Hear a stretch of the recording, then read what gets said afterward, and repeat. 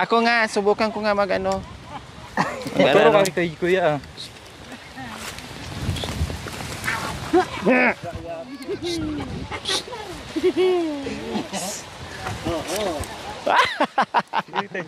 Pumaibabaw ay kailangan pa si ano, atras. Ano mo na lang. Ay ganon. Oh.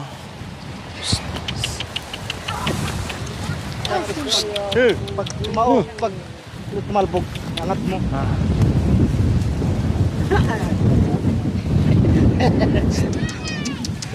Kunin mo nga. Ay, naku. Ang hirap. Hi. Hi. Ay, Diyos ko, Apo, ang hirap magtrabaho. Oh, ika na nga lang, Kuya Joel. Sinira ko pa tuloy yung diskarte ni Kuya Joel, oh. Opo. Buti hindi nag-aaway, ano. Lalaki po, babae. Ayan. So, ayan mga kabayan, paano nga ba mag-araro? Ganito po, turuan namin kayo ni Kuya Joel. Oh. Dapat ang ginamit natin dito, kabayo, para mabilis. Pag ganito po, sumumpan. Ay, ganyan pala, ano. Kailangan tanggalin din ang damo kasi mabigat hilain ng kalabaw.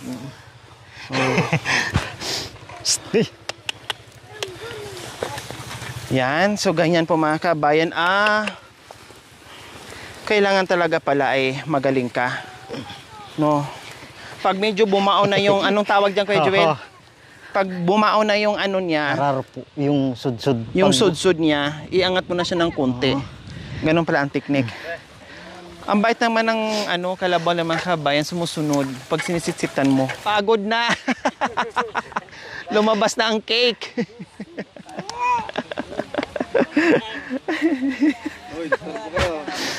Ayan. So, Okay. alam nyo na po mga Pag kabayan. dito sa taas, kahit hindi mo... Pag dito sa idahan na, dapat kasi yung kalabaw, no? Sunod. Tinatapos lang namin po ito, uwi na po kami. Ito na lang tapusin nyo. Opo. Kaya ko na yan. Uwi na kayo. Ako na dyan.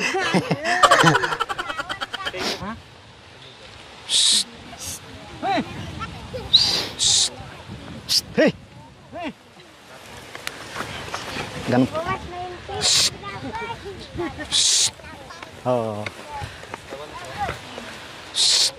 Ang galing naman ng kamay ni Kuya Joel. Ay, wala na. Wala nang agi. Ay, wala nang ano. Paano ba, Kuya Joel? Tatalbong po yung ano. Pag bumaon, iangat mo konti po. Ganun po. Wala na. Ganun po. Pag bumaon po, iangat yung konti po, ma'am. Ganyan po. Yun. Ito po maganda man.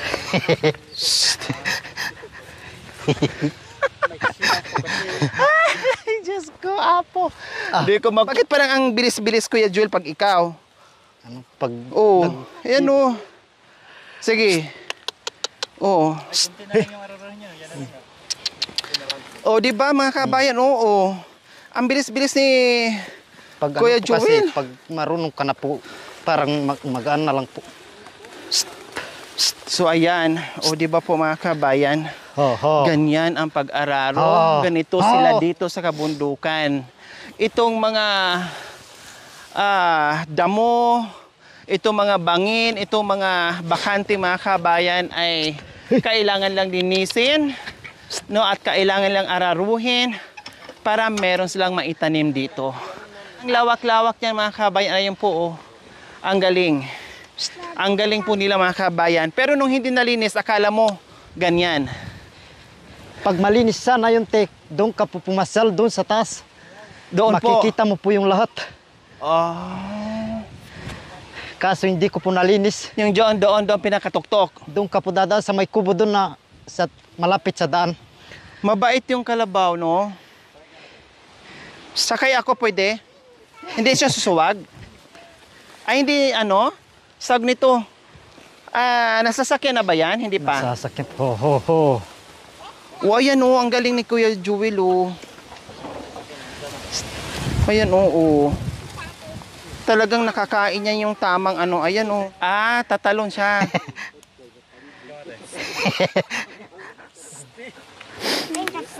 Kaya? Baka mahulog ka po, ma'am. Hindi ako ha. Hindi ako. Ano kate? Baka mamaya yung ano.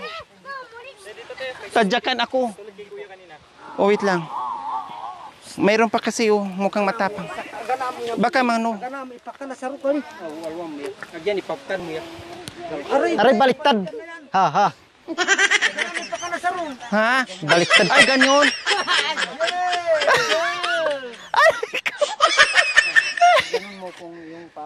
Ah, ganyan. Palakarin ko. Ganyan. Hindi, dito na ako hawak sa balahibo. Palakarin ko, te. Oh, sige. Anami pakan. Hey. Diyan pakan mo ya. Anami pakan kali.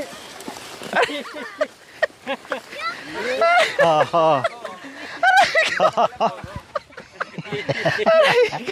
Baka mamaya tatakbo eh, no? Dalhin ka daw sa ilalim ng ano, bangin. Ay, Maganda kawawa po. naman. Maganda po mag-araro pag hinahanap ng katawan mo po. Kuya Joel, ano bang itatanim niya po dito? Ano po, labanos. Ha? Para maibinta. Labanos, tapos ano pa? Talong. Talong. Yung labanos, anong binhi nun sa labanos? Anong tinatanim doon sa labanos? Yung buto po. May buto ba ang labanos? Ginagano lang po yung ano. Sinasabog, parang ganun. Ah, akala ko ang labanos, parang kamote na tangkay. Hindi. Diba? Talbos ng kamote, diba ganon? Buto pala, seeds, kumbaga, isasabon yung ganyan. Ooh, wow. Paano to? Marami kayo nag-aararo. Paano to? Marami kayo nagtulong-tulong. Anong hatian nyo dito habang nag-ano tayo? Tinulungan nila po ako. Ah, pero sa inyo tong lupa. Hindi hati pa ko. Doon sa akin yung bundok na yun. O tapos, Tapos sa utol ko to. tapos- paano to dito? Hatian nyo. Hindi. Ay, tulong lang. Ubaw, ang bait mo. Nagtrabaho siya. Pupunta kami sa kanya doon. Ah, okay. So, halimbawa, pag ikaw may trabaho, may gustong itanim, tulungan ka niya. Oo. Pag siya naman, tulungan nyo. Wow. Wala kasing budget. Hindi ka nagtulong pag wala kang pera, ay wala kang pagbayad. Kaya tulungan na lang para walang bayad-bayad. Wow, ako na may napapabilib dito sa kanila dito mga kabayan. Ganyan sila. Kumbaga, Pati yung biyanan namin tumutulong. Tinutulungan Yan din ang namin. namin dalawa. anong tawag nyo sa Nipuersa? Bayanihan ang tawag doon mga kabayan sa kanila. Bayanihan. Kung sino yung gustong magtanim o mag-araro, maglinis, ang gagawin po nila ay bayanihan po sila. Oh, di ba? So ganyan. Budget lang. Opo. Kasi pag walang budget mga kabayan, wala silang pambayad doon, wala silang iuupa na gagawa nito. So ang gagawin nila, katulad nito, magkapatid sila, tulungan sila, no? At para malibre yung ibabayad doon sa ibang tao, pakain na lang kayo, syempre. Bili ka lang ng kahit wala kang ulam. Pag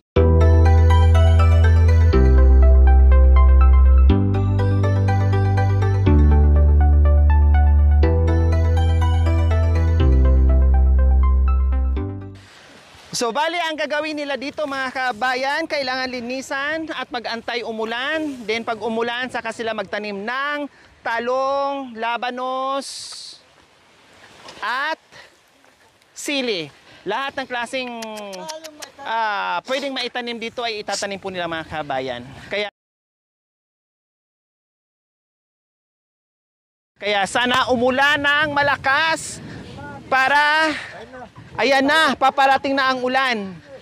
Para naman kahit papaano ay makatanim na. Kawawa sa mga kabayan kasi dumaan ng ilang buwan ang init, hirap sa tubig, namatay yung mga pananim nila. So ngayon, ang pag-asa nila ay umulan para makapagtanim sila muli at para meron silang kakainin, siyempre para sa pamilya nila mga kabayan. Ito yung kanilang kalaban dito sa kabundukan. Siyempre, walang irigasyon, walang patubig. Ang pananim nila ay nakaasa lamang po sa tubig ulan. Pag walang tubig ulan, pag walang ulan, hindi sila makakatanim. Kahit anong lawak ng bakanting lupa, no, kung wala namang ulan, hindi rin nila magagamit, hindi rin nila matataniman. Kaya pag tag-ulan, mga kabayan, pag tag-init po mga kabayan, taghirap ang mga katutubong aitas natin. No, gumagawa sila ng diskarte, no, Dahil umaasa lang ang buhay nila dito sa kabundukan, yung pagtatanim ng iba't ibang klaseng root crops, no, yung mga iba't ibang klaseng gulay dito. Ganon po sila kasipag. At ang higit sa lahat po mga kabayan, nakakatuwa, no, ano po sila dito, bayanihan ang ginagawa nila dito. So tulad nito mga kabayan, last day nila sa pag-aararo. So nag-aantay sila, nakita nyo naman ulan, sana pupunta yan dito, bubuhos yan dito para tamang-tama ay makapagtanim na sila. Ready na ba yung mga binhin nyo? Oh. Yay! Ulan na! Sana umulan magdamag para malakas ang makatanim na sila. Oh. Yay! Ayan na ang ulan! Thank you! Oh. Hala, umulan. Tara na, punta tayo doon. Hala, lakas ng ulan. Hala. Ayan na nga ang ulan. Takot pala sa Nabutan ng ulan. Ayan na nga ang ulan. Takot pala sa ulan. Tumawag ng ulan. Mga takot pala sa ulan. Ang ulan, tumawag ng ulan. Mga takot pala sa ulan, mga kabayan. Dumating lang tayo, umulan na. Diyos ko, kahilingan na umulan. Umulan, nagsitabuhan naman sila. Ay, Diyos ko. Hoy, kuya, pahinga muna kayo. Ang init, tapos Padanan, tanam, inghan. mapapasma kayo. Ay, nako. Timing talaga mga kabayan kung kailan naman patapos na sila. O, di ba, ang lakas ng ulan. Hala, ang sarap dito mga kabayan. Nandito tayo ngayon sa tuktok ng bundok. No, ang lakas pa ng hangin. Grabe. Walang kape? Sayang, wala kasing tindahan. Kung meron nga lang malapit na tindahan, pabilisan natin ng kape.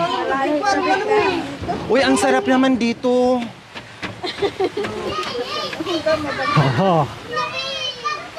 Kaya lamigis tatay, oh. Nanap yung ulan. Dah, tarpali. Yehey! Makatanim na sila bukas. Kuya, nasaan na si misis mo? Tawagin mo nabasa na. Nagdadamo po. Ha? Nagdadamo doon. Sabi mo umulan. Pahinga muna. Nai-stroke. Kaya pag sobrang babad kayo sa init, pag may ganitong ulan, pahinga kayo agad. Kasi delikado. May gusta po. Pag may amo, kailangan tuloy-tuloy. Pag may amo ka, pag wala kang amo, kahit anong oras po, pwede. Tama. Tama. Walang tindahan dito? Malayo, no? Bilang ko na sana kayo ng merienda. May programang kapay. Tapos magkape kayo. Tapos tabako. Ito na pala. Hi, ate! So, ayan po ang asawa ni Ay, makapakan natin. asawa ni Ate Joel. Ay, Ate Joel! Ni Kuya Joel pala. No, masipag, gumagawa dito yung mister niya. Siya naman din, nagtatabas doon. Graduate lang po. Kanina. Anong grade? Ha? Grade 12 po. Wow, congratulations! Congratulations! Ang galing. Ang sipag, hindi po hadlang para mga kabayan yung pamilya. May mga anak ka na. No, busy sa trabaho pero hindi na waglit sa isipan ni ate. Mag-aral at graduate na siya. O anong pakain mo kanina? Nagluto po yung tita ko ng kaldereta po. Wow, kaldereta. Hindi man lang ito nagyaya sa akin. Nagluto pa ito ng kaldereta. Tapos kaldereta, ano pa? Yun lang po. Kalderetang ano? Manok po. Wow. Yun ang baon nyo kanina dito? Ang dayan mo. May baon-baon pala kayo kanina. Tatawag-tawag lang. Hindi man kayo, Kain po tayo. Masarap ang ulam namin. Tapos na po nung kumain nung nakita po namin kay... Tapos na. Kaya pala. Ito naman ang mukha, no? Oo. Hindi namin kita mukhaan. Hindi kita nakita eh. Hindi namin kayo namukhaan. Kaya dumiretso lang kami. Kung alam lang namin, umakyat na sana kami dito. Oh, di ba? Ngayon natapos ka na sa grade 12 mo. Tuloy ka sa pag-aaral mo.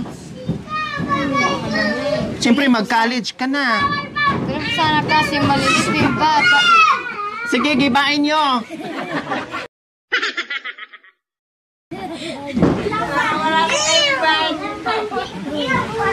Grade 12 ka na. Anong sunod doon sa grade 12? Hindi na makakatuloy ng college. Hindi ka na, ayaw mo na mag-college. Bakit?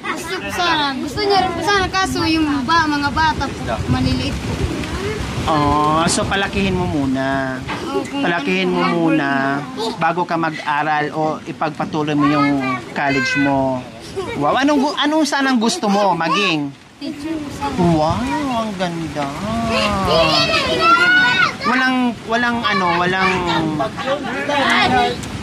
Walang imposible doon sa pangarap mo, no? Tulad niyan, grade 12, o hindi mo akalain na matapos mo yung grade 12. So, wala ding imposible na hindi mo matupad yung pangarap mo na magiging teacher. 'Di ba? Gusto mo ba, Kuya Joel, maging teacher si Mrs. mo? Bakit? Kasi wala sa trabaho. Para pag walang trabaho, Gusto ko sana kasi mga bata, tapos ako wala rin kasama sa... gusto mo sanang tuloy-tuloy sa pag-aaral. Kung walang mag-asikaso sa mga bata, kung magbantay ka naman, hindi mo na magagawa yung gawain mo dito sa bundok. So, sakripisyo mo na ngayon, saka na lang paglaki ng mga bata. Bakit gusto mo rin siya maging teacher? Yun ang gusto niya po. So, suportahan mo. Ikaw, anong gusto mo? Teacher, police, bumbero sa gabi, ano? Pero at least nakagraduate ng high Basta school. yung gusto niya po. Ha? Naporta na lang po. Pero fireman ka naman na, di ba? Bumbero ka na, di ba? Okay na yun. Sa bundok. Bumbero sa bundok. Bundok. Agri-kutsi po yung nayari ko. At least nakatapos siya ng high school. Ito nakakatuwa. Natuwa ako kasi hindi handang yung pamilya, may asawa, hirap dito, porsigido sa pag-aaral. Yung nga lang ay ma-outlet kasi nga ang mga bata wala nga magbantay. Nandito Diba? Nandito naman pala si nanay. Pwede naman po. Kaso tapos na po yung Ha? enrollment. Tapos na Tapos na po yung enrollment. Saan ka dapat sana mag-aral? Sa Dabso po sana. Sa bayan? Paano, uwian ka? O hihatid ka ni Kuya Joel? May boarding po doon. Kailangan mo mag-boarding house.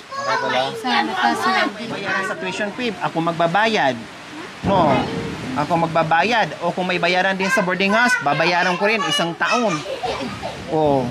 Yun nga lang, ang hadlang yung mga bata, walang mag-alaga. Kasi ang mangyayari po mga kabayan, pag mag-aral sa bayan, lingguhan po ang uwi. So, wala nga magbantay at hindi makapagtrabaho yung mister niya. So, sakripisyo mo na ngayon kasi pag lumaki na yung mga bata, pwede naman na. Kasi tapos naman na sa... Magkano yung boarding house? Hindi po siya binabayaran. Yun naman pala, libre naman pala eh. Magkano enrollment? Wala din po. Wala naman pala. Kasi yung lang po pang weekly ang allowance lang. Magkano allowance? Siyempre po pagkain din po. Kasi ang pamasay wala na sana. Okay na, boarding house libre na. Yung pagkain nyo na lang. Yung pagkain mo na lang sa araw-araw. Yun nga lang, ang uwi mo, lingguhan. Yun ang iniisip mo. Akala ko may bayaran sa tuition fee. May nakuha kang medalya? Anong medalya? Bali, 2 po tapos po 5 pong awarding. Wow, ano yung... Bali, 5 po. Anong award na yon? Yung po, yung best and honor, ay yung po, with honors po tapos po. With Honors po tapos. honors, tapos Academic award po. academic award, tapos Leadership award. wow, leadership award, tapos Tapos po yung ating conduct award po. wow, ano pa? 5 lang po sila. 5. Opo. Wow, ang galing ng asawa mo, Kuya Joel. Ang dami. Malamang pag nakapagtuloy ka sa kolehiyo, naku, magiging magna cum laude ka. Gusto rin po ng tatay ko kaso yung mga bata po. Yung mga bata lang ang hadlang. Pag-isip-isipan mo, no, mag-uusap kayo ni Kuya Joel, ang mister mo, kung ano ba talaga dapat yung gawin. Kaya bang isakripisyo? Kaya bang gawan ng paraan? Kaya nyo bang dalawa na magkikita kayo ng beses isang linggo? Yung ganon. Pag-uusapan nyo, malay nyo magawa nyo ng paraan. Diba? Kung merong bayarin sa, halimbawa, kung merong tuition fee or merong enrollment fee, o sige, tutulungan kita doon. Pag-usapan nyo ng mister mo. Diba? Ang daming medalya. Alam ko na yung medalya mo. Ano? Ito yung nasabi sa kanya. Asarol. Ang problema siguro dito, tatay, nanay, ang problema nila, yung bang nasanay sila araw-araw, gabi-gabi na magkatabi sila. Siyempre, biro nyo sa isang linggo, uuwi lang Sabado, linggo lang. Minsan, gabi na uuwi, tapos linggo na lang. Plus, yung mga bata, hindi sila sanay na baka mawalay sa kanila. Yun. Opo. Ano nangyari? Ang lakas ng hangin, oh. Naabutan na ata tayo ng bagyo ngayon. Kabayan, uwian na kasi tumila na yung ulan, tapos tumina na rin yung hangin, mga kami. Para kaming binagyo. No? Nagulat kami, biglang umulan, biglang bumagyo. Diyos ko, lakas ng hangin. Kaya ngayon, uwian na bago tayo maabutan ng malakas na ulan. Okay? So, ayan po mga kabayan. Ganito po ang buhay dito sa kabundukan.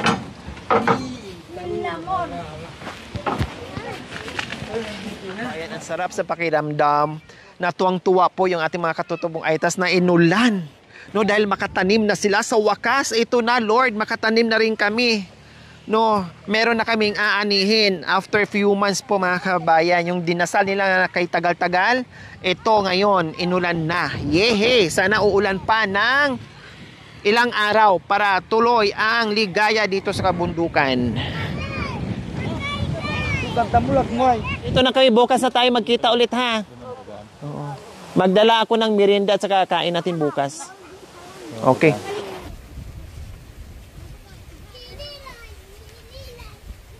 Ayan pala. Ikaw maganda. Tok. Barilin mo ko dito.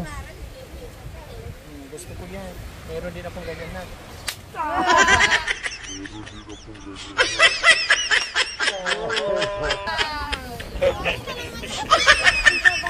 Nagpabaril siya.